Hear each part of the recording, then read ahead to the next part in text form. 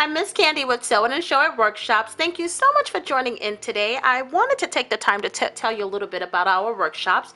They begin on a beginner's level from 1 through 4, and today we are on workshop number 2.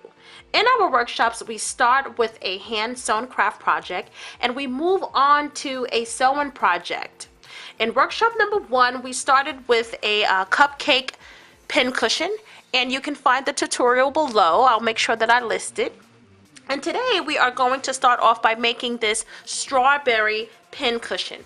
Here are the supplies you'll need.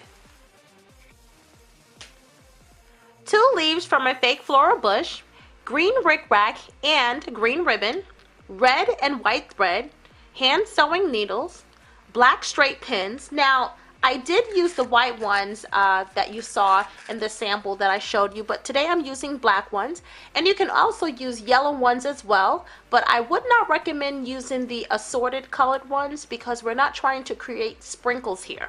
So either black, white, or yellow straight pins. And your fabric. Now your fabric can be fleece, felt, cotton, flannel, whatever you have. Today I'm using scrap fabric that I had from another project. And it is this cotton quilted fabric that I actually got from Walmart. And I'm also using a bridal satin, and this satin also came from Walmart as well. You're going to need a button, you're going to need scissors, and a marker, and a pencil, and a saucer. Now you'll see that I have a 6-inch saucer here, and we're going to take a outline of that and make a template. You're also going to need a square. This should be a 2-inch by 2-inch square. We're also going to need a piece of cardboard to make the template in the first place, and you are going to need a hot gun and a glue. So if you have that, get your hot glue plugged in so it can be ready for when you need it. Let's get started. You're going to start by making your outline of the plate, and this is real simple. And then you're going to cut it out, and then you're going to take that 2-inch by 2-inch, take your thread and make a little outline of that as well, and then cut that out. Okay, so after you cut it out, you want to place your fabrics down, and if you noticed, I put the white fabric at the bottom, and I have turned the quilted red fabric on the wrong side up, and I put the template on top. Now, I could have easily used the plate, but because we should use this and save this for other projects, it's always good to have your templates. Notice that I did put pins here, so that will avoid the fabric shifting. I will draw an outline and then cut both of them at the same time, and this will prevent the white fabric from having the marker stain on it or it bleeding through. So I'm just going to draw a line like so, and then I'm going to cut both fabrics out together. So here's what you'll have. You'll have 2 templates cut out.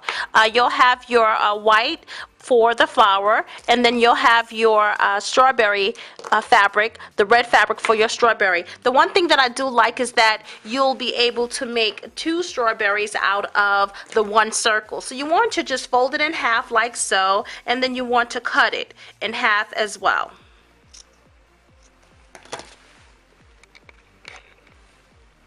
Now you're not cutting the white in half, you're only cutting the red. Alright, so set your white fabric aside, and you want to take your half and just fold it like so.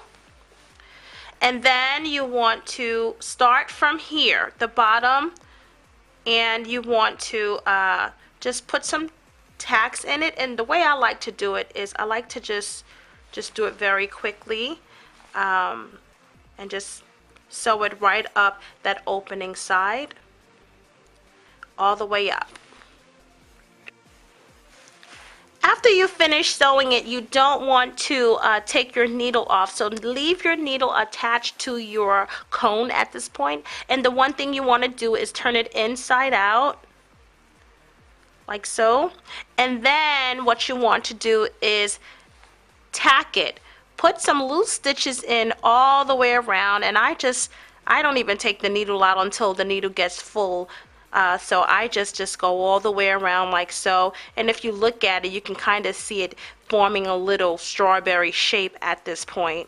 And then, you know, I just do this all the way around, and then just keep on going.